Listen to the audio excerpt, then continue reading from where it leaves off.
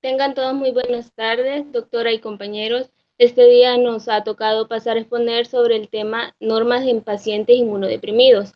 Los integrantes de nuestro equipo son Carla Margarita Agreda Salinas, Adriana Margarita Aguilar Barrientos, Mercedes Esmeralda Cortés Lemus, Raúl Edenilson Flores González, Edwin Alexander Santos Orellana y mi persona, Claudia Saraya Velararia.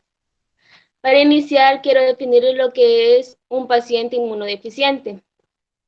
El paciente inmunodeficiente es el que presenta una alteración en la inmunidad humoral o celular, o en la capacidad de fagocitosis o de complemento con un aumento de riesgo de contraer enfermedades infecciosas. La incidencia de inmunodeprimidos es de 20 a 30 casos por 100.000 habitantes menores de 15 años. En general, las inmunodeficiencias son causadas por tratamiento corticoidal, tratamiento inmunosupresor, leucemia, trasplantes, asplenia quirúrgica o de nacimiento y las inmunodeficiencias primarias. ¿Qué son los inmunodepresores? Los inmunodepresores son fármacos que reducen la actividad del sistema inmune, cuya respuesta inmunológica está alterada en la enfermedad inflamatoria intestinal, disminuyendo de esta forma la inflamación. ¿Y para qué se utilizan? Se utilizan para prevenir situaciones de recurrencia tras cirugías en enfermedades y tratar las situaciones de corticodependencia, que estas son los pacientes que empeoran al suspender o disminuir la dosis de corticoides, y corticoresistencia, que son pacientes que no responden al tratamiento corticoideo. ¿Cómo son administrados? Los inmunosupresores en general son administrados vía oral, a excepción del metotrexato, que se administra a través de la inyección bajo la piel, vía cutánea, o de la ciclosporina, que se administra por vía intravenosa en caso de brotes graves y refractarios. Las causas.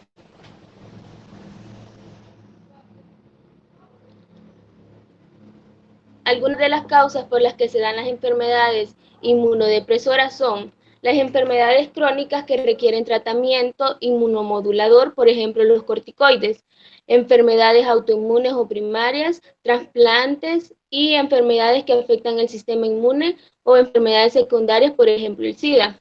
¿Qué son los corticoides? Los corticoides son hormonas que producen las glándulas, son similares a las hormonas que producen las glándulas suprarrenales para combatir el estrés relacionado con enfermedades y traumatismo, y reducen la inflamación y a la vez afectan el sistema inmunitario.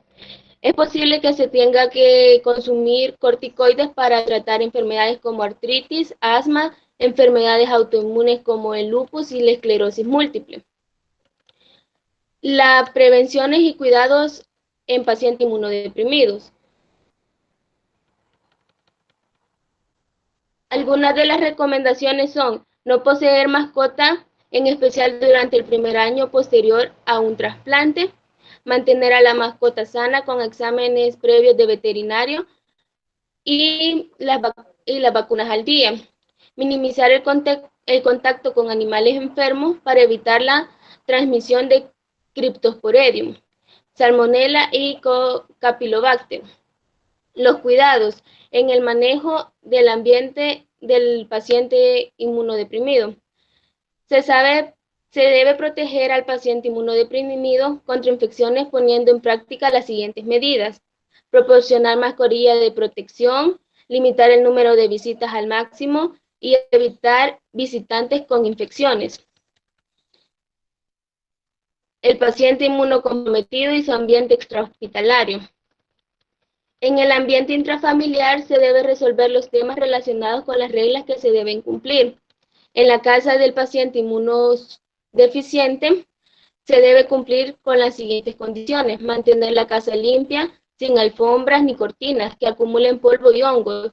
Los juguetes deben ser lavables, no deben haber peluches ni juguetes que retengan agua y que estos acumulen polvo y secreciones. El manejo del agua y alimentos. En el manejo del agua se debe tener presente las siguientes recomendaciones. No debe beber agua de fuentes subterráneas o superficiales. El agua para beber debe estar envasada o hervida. Se debe hervir el agua durante un minuto para eliminar la Cryptosporidium.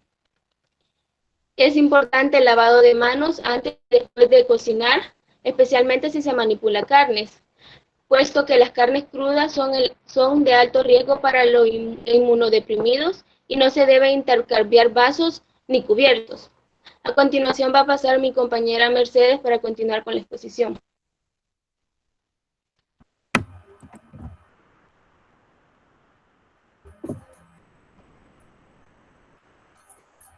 Raúl, pásala.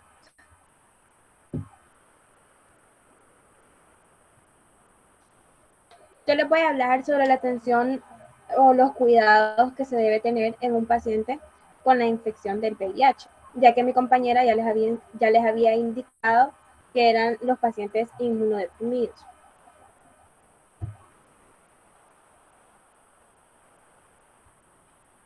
En las visitas médicas, su proveedor de atención médica podría hacer exámenes para averiguar cómo está afectando el VIH a su cuerpo, hacerle preguntas sobre sus antecedentes médicos, tomarle una muestra de sangre para revisar su carga viral, revisar si tiene otros tipos de infección o problemas de salud que podrían debilitar su cuerpo o empeorar su infección por el VIH, o prevenir que el tratamiento funcione de la mejor manera posible, ponerle vacunas si éste las necesita, discutir, recetar o monitorear sus medicamentos para el VIH, discutir maneras de ayudar a que siga su plan de tratamiento, ayudarle a identificar el apoyo adicional que podrían necesitar, preguntarle sobre sus parejas sexuales, que esto es algo muy importante, y conversar con usted sobre las formas en que les pueda proteger para que no contraigan el VIH.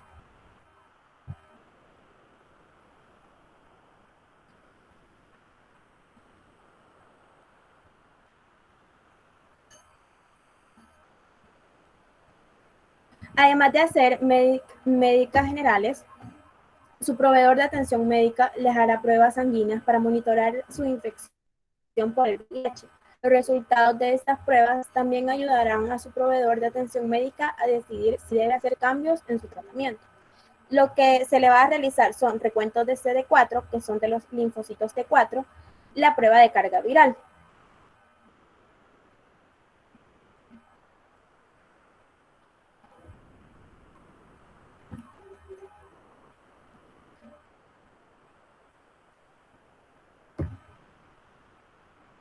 Luego vamos con los cuidados de la enfermera con el paciente, iniciando con un tratamiento cuando ya ha dado positivo.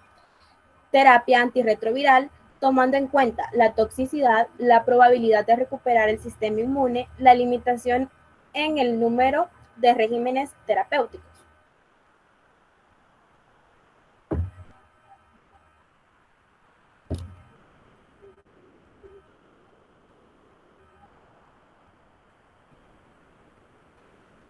Luego, los cuidados que debe tener el paciente ya estando en su casa, luego de ya obviamente cumplir sobre su medicamento y luego de haber pasado con enfermería y con el médico. Especialmente deben cambiar sus hábitos alimenticios. Y luego de ello vienen algunos consejos adicionales que son: el organismo necesita un descanso más prolongado. Trate de dormir 8 horas cada noche. Descanse siempre que se sienta fatigado. El paciente con VIH debe procurar no preocuparse demasiado. El estrés puede perjudicar el sistema inmunitario. Relájese más a menudo, relájese en compañía con familia, con amigos, saliendo a tomar un café. Sea amable consigo mismo, trate de mantener una actitud positiva, sentirse bien forma parte de un estado saludable. Realizar ejercicios suaves, no en exceso. Escoge una forma de ejercicio que le sea agradable, pero como ya se mencionó antes, no excesivo.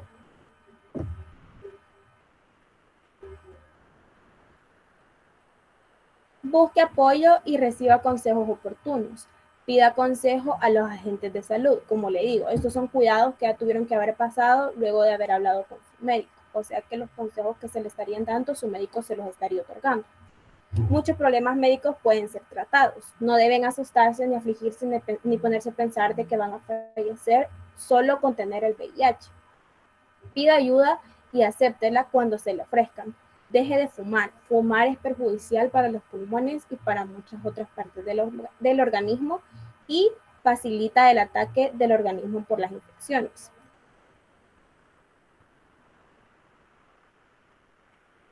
El alcohol es dañino para el organismo, especialmente para el hígado. Aumenta la vulnerabilidad a la infección y destruye las vitaminas presentes en el organismo. Bajo los efectos del alcohol puede olvidarse de practicar el sexo seguro, lo que el paciente con VIH debe cuidarse demasiado porque puede contagiar a otra persona. Evite tomar medicamentos que son innecesarios. Muchas veces tienen efectos secundarios indeseados y pueden interferir con los alimentos y la nutrición si toma medicamentos. Lea atentamente las indicaciones. No es el VIH, el paciente con infección de VIH no es el único paciente inmunodeprimido, sino que existen también las personas con cáncer, pero nosotros quisimos abarcar más a fondo sobre los pacientes del VIH y a continuación mi compañera va a seguir hablando sobre ello.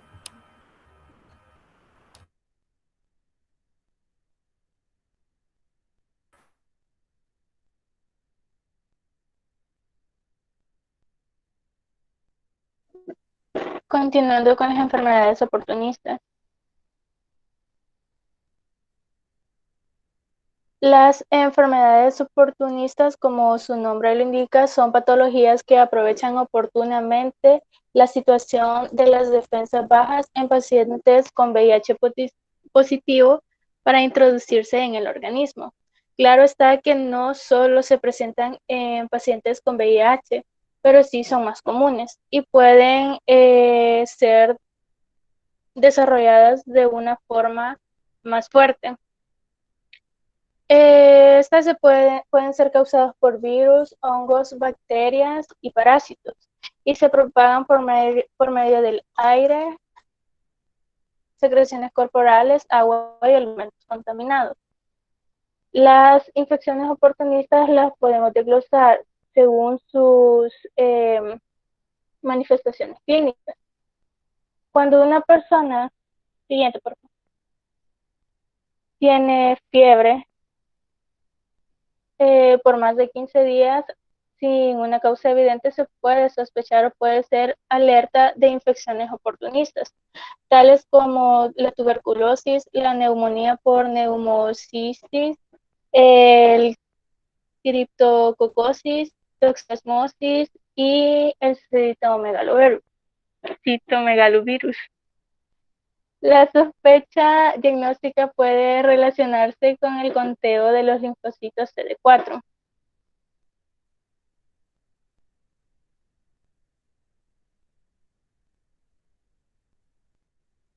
Si el conteo es mayor de 200, las infecciones bacterianas, se puede sospechar de infecciones bacterianas como la tuberculosis. Si es menor, como neumonías o citococosis. Si es menor de 100, como toxoplasmosis o histoplasmosis. Y menores de 50, el citomegalovirus o las infecciones por complejo Mycobacterium.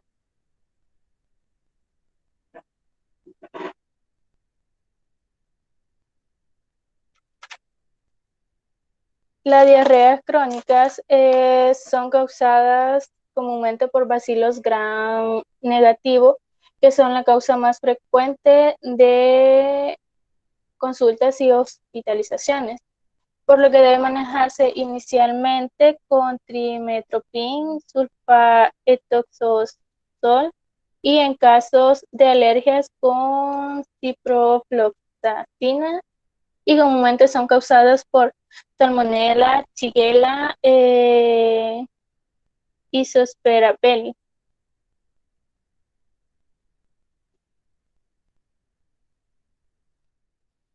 Las adenopatías son presentadas en adultos y adolescentes con VIH positivo. El diagnóstico diferencial de las adenopatías incluye la tuberculosis ganglionar, la histoplasmosis ganglionar, linfoadenopatía generalizada persistente y el linfoma.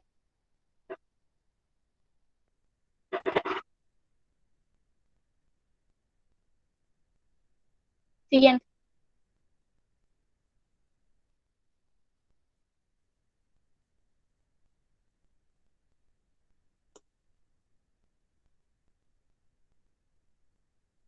La candidiasis oral y esofágica, esta está presente en personas con VIH positivo. La candidiasis puede calificarse en de cuatro tipos, dos de forma aguda y dos de forma crónica. Las dos de forma aguda son la pseudomembranosa y la eritomatosa, y las de forma crónica, la leucoplasis, candidiasis y la nodular. Estas comúnmente son tratadas por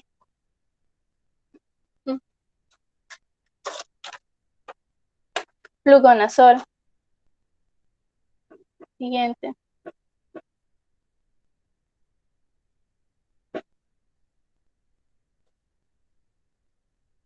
Las infecciones pulmonares más comunes en las personas con VIH son las tuberculosis, la neumonía por Pseudomonas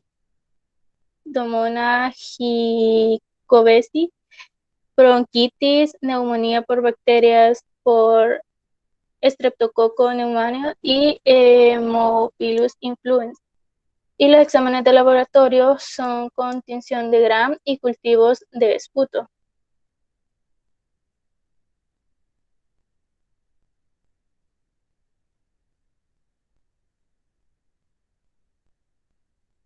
La histoplasmosis es una micosis generalizada que aparece cuando el conteo de CD4 está debajo por las 100 células por ml. Algunas manifestaciones clínicas son la fiebre, pérdida de peso, úlceras de la mucosa oral, entre otras, y sus tratamientos son itraconazol de 100 ml y beta-decocaicos. Siguiente.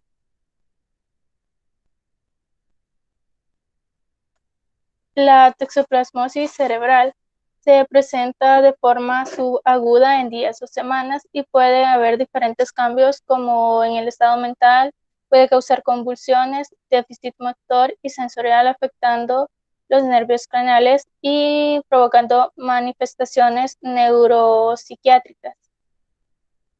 Siguiente. La criptococosis meningea es una micosis que es más frecuente afectando el sistema nervioso central en personas con VIH y es causada por la Cryptococcus neoformans. Las manifestaciones suelen ser las siguientes: cefalea, fiebre, náuseas, vómitos, visión borrosa, fotofobia, rigidez del cuello y alteraciones del estado mental. Mi compañero les hablará un poquito más sobre algunas medidas del VIH.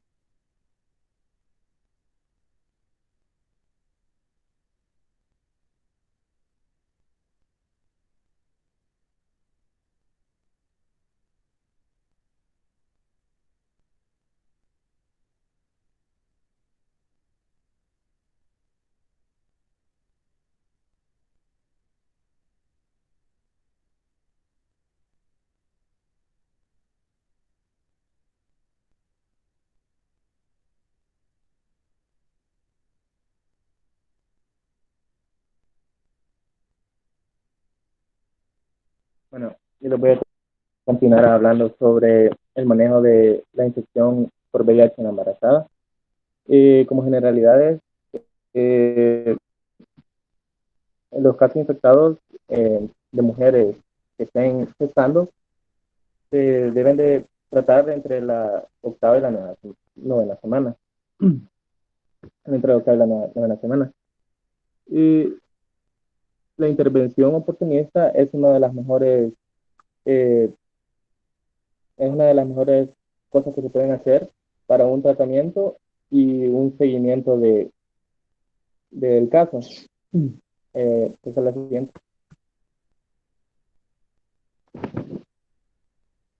Bueno, lo más principal es la identificación, la referencia y el diagnóstico.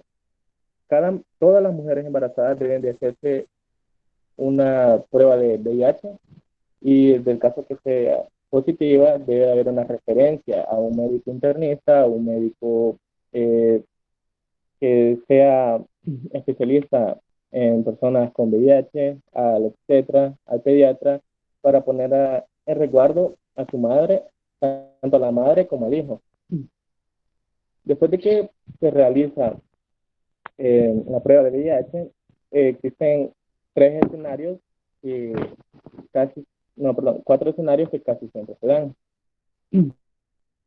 Bueno, en el primer escenario está la mujer en gestación que es VIH positiva y que ha tomado antirretrovirales con anterioridad.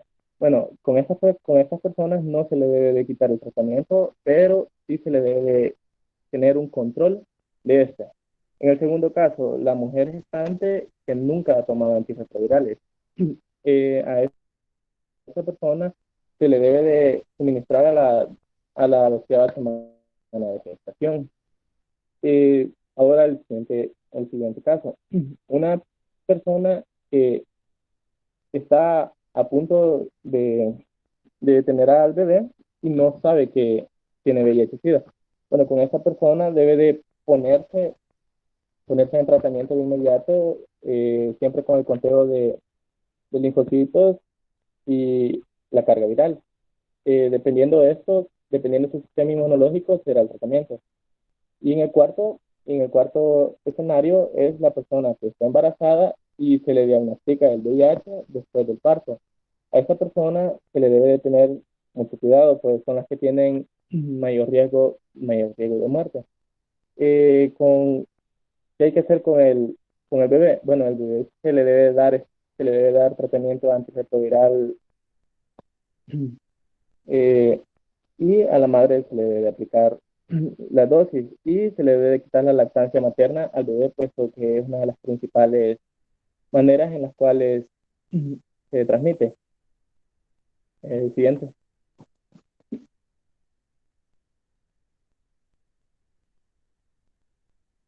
Bueno, entre los medicamentos que se le pueden dar están estos, el tenofovir, envitracina y favineres. Bueno, la combinación de los tres se le da a las personas con VIH positivo. Eso es preferencialmente. Ya de manera alternativa se les puede dar lo siguiente. Siguiente.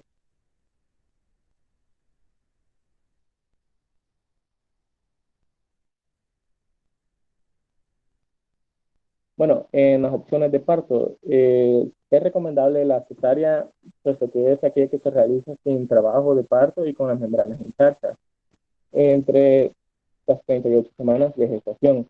Eh, Cuando se hace cesárea se evita las posibles rupturas o hemorragias que se tienen en el parto y resguarda la vida de la madre tanto como la del bebé.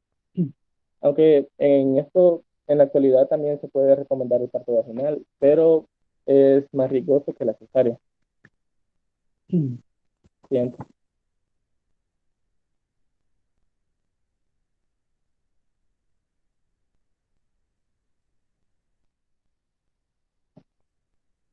Bueno, entre las enfermedades infecciosas que pueden tener las mujeres, están esas. Una de las que quiero destacar es la del BPH, puesto que esta tiende a desarrollar cáncer de cervix, y eh, se le debe tener más cuidado.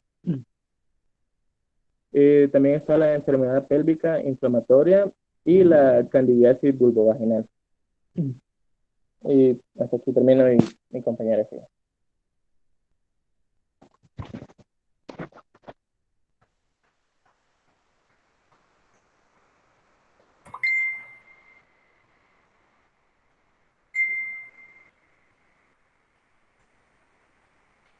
Bueno, continuando con la presentación, tenemos los lineamientos técnicos para la prevención y atención integral de personas con cánceres priorizados. Nosotros en primera instancia tenemos que saber que toda acción que nosotros ejecutemos tiene que ir respaldada por un ente mayor. En este caso sería la Constitución. Y nunca está por demás mencionar la base legal. Tenemos que entender tres cosas y que lo detalla muy bien el artículo 65 de la Constitución. La salud de los habitantes constituyen un bien público, por lo que el Estado y las personas están obligados a velar por su conservación y restablecimiento. Esto quiere decir de que el bien público, el hecho de que yo esté sano y que todos estemos sanos, eso implica el bien público y que la salud siempre es más importante que cualquier otro tema.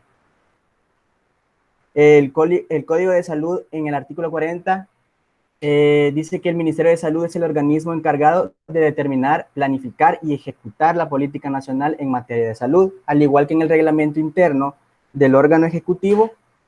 En el artículo 42 dice que compete al Ministerio de Salud dictar las normas y técnicas en materia de salud y ordenar las medidas y disposición que sean necesarias para resguardar la salud de la población. Esto quiere decir de que el Ministerio de Salud es nuestra principal línea de defensa contra las enfermedades que atentan contra nuestro bienestar. En este caso, en específico, serían los cánceres, los diferentes tipos de cánceres. Luego tenemos la siguiente pregunta. ¿Qué se entiende por cáncer priorizado? Nosotros, para entender mejor este tema, tenemos que ir un poquito de lo general a lo específico, entender cada palabra, ¿verdad? Cáncer priorizado, ¿qué se entiende por ello? Dar prioridad a cánceres más agresivos, ya que estos son los que conllevan a una mayor mortalidad. Esto quiere decir, bueno, no quiere decir que todos los cánceres sean menos importantes. Solo quiere decir de que hay ciertos cánceres que tienen una mayor incidencia de mortalidad, que ocasionan más peligro a las personas. Y pues ahí vemos un grupo de ejemplos de lo que serían los cánceres, ¿verdad? De los diversos cánceres que afectan a la población. Luego tenemos una palabra clave que hay que entender, que es la atención integral. ¿Qué es la atención integral? Es el enfoque en el que se atienden todas las necesidades del paciente por completo. Recordemos que tanto es cierto que es importante la administración, ¿verdad? De todas las, ¿cómo decirlo? Hay que combatir todas las enfermedades, ¿verdad? Pero no solo lo físico importa, sino que también lo mental. Las personas que están con cánceres emocionalmente tienen que estar bien, porque eso es un rol muy importante para que puedan estar sanas, ¿verdad? Entonces, la atención integral quiere decir de que se atienden todas las necesidades por completo. Es muy importante esto para implementar, ¿verdad? Prevenciones. Luego tenemos la prevención primaria en cánceres priorizados. Para la implementación de dichas prevenciones se han organizado e implementado ciertos componentes esenciales para esto con el fin de facilitar dichas prevenciones por el Ministerio de Salud, ¿verdad? Estos componentes serían, el primero, el componente de intersectorialidad. Nosotros entendamos el término intersectorialidad porque no solo el Ministerio de Salud es el encargado de velar por la salud, sino que también otras estructuras, otras organizaciones, como por ejemplo podemos ver en la presentación las ADESCOS. Las ADESCOS pues son entes de organización que velan por la población, por la misma población en la que están situadas, ¿verdad? Por ejemplo, en las colonias. Esta ADESCO es el principal contacto porque estas están en íntima relación con las alcaldías. Entonces, estos son los encargados de velar por la salud, por la educación y en general el bienestar de la población. Entonces, componente de intersectorialidad, como podemos ver también en la presentación, que es promover la integración del abordaje integral del cáncer en la Comisión Intersectorial de Salud. Esto quiere decir de que todo no solo el tema de educación, sino que también la salud es muy importante a tomar en cuenta en la población. Luego tenemos el componente de participación social en salud. Tengamos en cuenta los siguientes componentes, en los que hay palabras que hay que entender, que es la participación, la comunicación y la educación. Más que todo, en el componente de participación social en salud, estos dice que en uno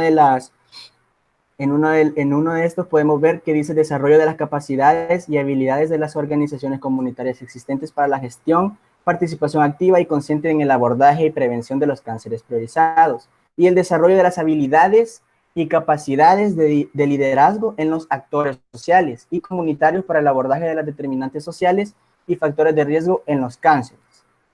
Luego tenemos el componente de comunicación social en salud, establecimiento de alianzas y convenios con los diferentes medios de comunicación a nivel nacional. Quiere decir que la comunicación para la prevención de cánceres priorizados, la comunicación es algo clave. Y tenemos también el componente de educación para la salud, que es la capacitación del personal de salud en temáticas relacionadas a la prevención. Esto quiere decir que nosotros como personas no traemos un chip incrustado en el cerebro con la información necesaria para poder evadir lo que nos va a dar cáncer, todos los factores de riesgo, ¿verdad? Entonces, el personal de salud tiene que estar capacitado para poder enseñar, dar una buena enseñanza a la población, ¿verdad? A la población. Y por último, tenemos las acciones de prevención primaria por nivel de gestión del personal de salud en relación a los cánceres priorizados. Y tenemos la supervisión, monitoreo y evaluación de las acciones de atención integral a las personas con cánceres priorizados en la RIIS, que es las redes integrales e integradas de la salud. Ahora continuaremos con el tema con la siguiente compañera.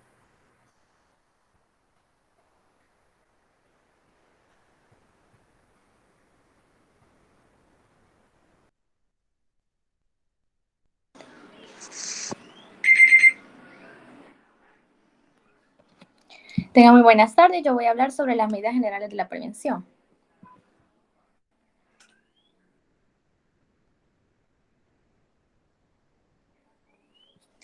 Para esto sabemos que el personal de salud debe incorporar diferente información, educación y comunicación acerca del tema. Esto se basa en diferentes puntos estratégicos de personas. Tenemos los puntos individual, familiar y también tenemos el comunitario. En el individual sabemos que cada quien lo puede hacer desde su casa y este se proyecta para ser autodeterminante. También tenemos el familiar, que es la educación que más adelante veremos algunos ejemplos de esta, que se da entre todos los miembros de la familia. Y también tenemos el comunitario, que esto se basa más que todo en grupos como zonas, como ya dijo mi compañero anterior, zonas ADESCOS, directivas y entre otros de las mismas comunidades. Acá tenemos unos ejemplos que se pueden observar, que son la prevención del consumo de alcohol, tabaco y de otras drogas. Como sabemos, estos productos no nos hacen muy bien a nuestro cuerpo. Por ejemplo, el consumo de tabaco está prohibido en niveles públicos. E igual el de las drogas, ¿verdad? También tenemos promover la ingesta adecuada de consumo de frutas y verduras a diario. Casi que, bueno, creo que más de alguno de nosotros ha ido a pasar consulta. Y la mayoría de doctores y otros agentes, como son las enfermeras, entre otras personas del hospital, siempre promueven esto, e incluso en charlas se da. También promover la actividad física, estilos de vida saludable, entre otros. También tenemos evitar el consumo de alimentos con preservantes, ya que los alimentos pues han estado almacenados por mucho tiempo y pueden afectarnos. También tenemos la promoción del cesado de fumado por los cánceres y otras alteraciones que puede causar esto en nuestro organismo. También tenemos la promoción de prácticas sexuales seguras. En esto vamos a hacer un énfasis. En la protección de prácticas sexuales seguras, esto creo que se da en muchos lugares, especialmente o con más énfasis en la zona rural, debido a, no sé, el aumento de población en esa cierta zona. Acá vemos que las unidades de salud, por ejemplo, ahí, si usted va y, bueno, en el lugar se fija, ahí hay hasta condones para las personas que quieran. También tenemos la promoción de capacitaciones de actores claves en la comunidad, como son los líderes de cada comunidad. Por ejemplo, cuando se va a hacer una charla o algo así, ellos se encargan de reunir a la gente porque la mayoría de estos son de allí y conocen por ende el lugar. También tenemos la siguiente diapositiva, por favor.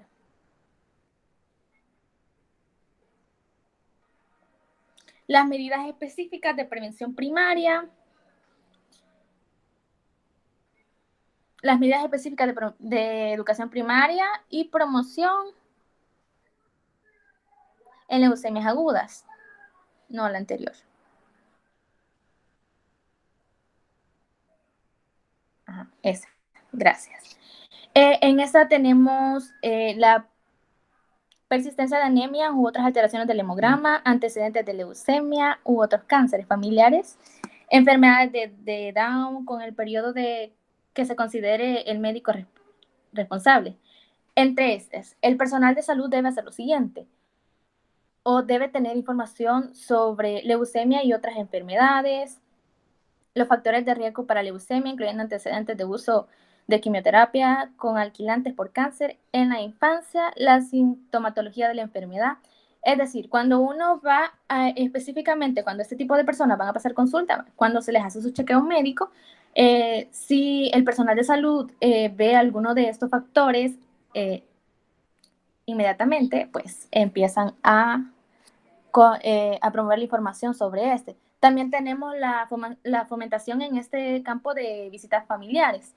Esta más que todo se da en la zona rural, pero en este lo que se va buscando es la autoidentificación de estos factores de riesgo antes de que la enfermedad llegue a un nivel avanzado. La siguiente diapositiva, por favor.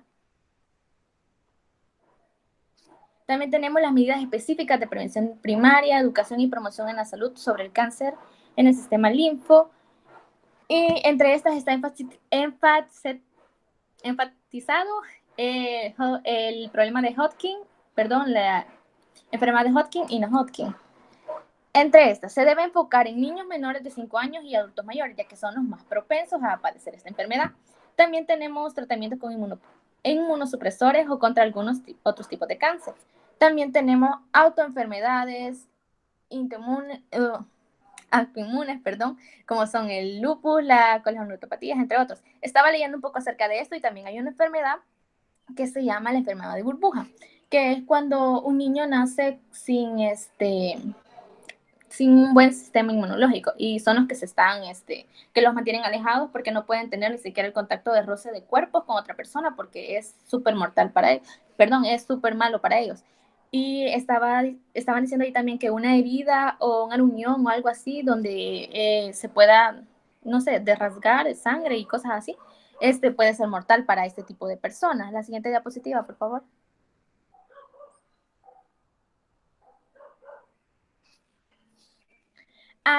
Ahora vamos a hablar de la prevención de algunos tipos de cáncer, como son el cáncer de próstata. En el personal de salud debe ser lo más, debe saber la siguiente información. Por ejemplo, debe saber la anatomía del sistema reproductor masculino. Debe saber las enfermedades más frecuentes de y los factores de cáncer prostático, la sintomatología de la enfermedad, entre otros. La siguiente diapositiva, por favor.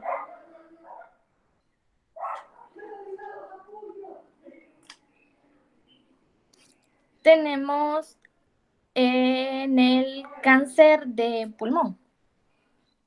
Para hablar sobre esto se deben tomar acciones de información, educación y comunicación a desarrollar en la comunidad y otros establecimientos. Entre eso les decía que uno de ellos y lo quizás más priorizado es cuando llegan charlas e incluso dan panfletos y dan como sketches donde te dice que no debes fumar porque puede ser mortal para tu salud y por los cánceres y todo. Es más, cuando alguien compra una cajetilla de cigarros, en el lado contrario de la cajetilla viene promocionado siempre el cáncer de pulmón, entre otras enfermedades. La siguiente diapositiva, por favor.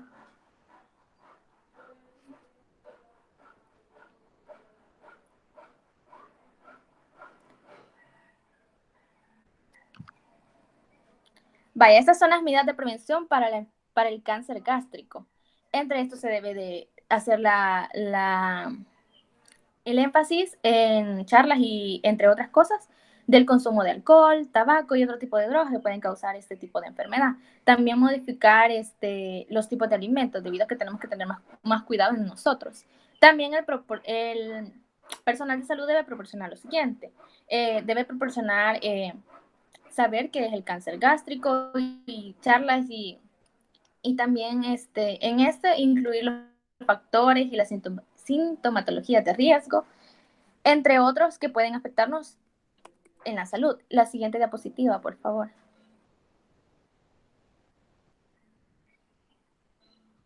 Para finalizar, vamos a hablar del cáncer colorectal.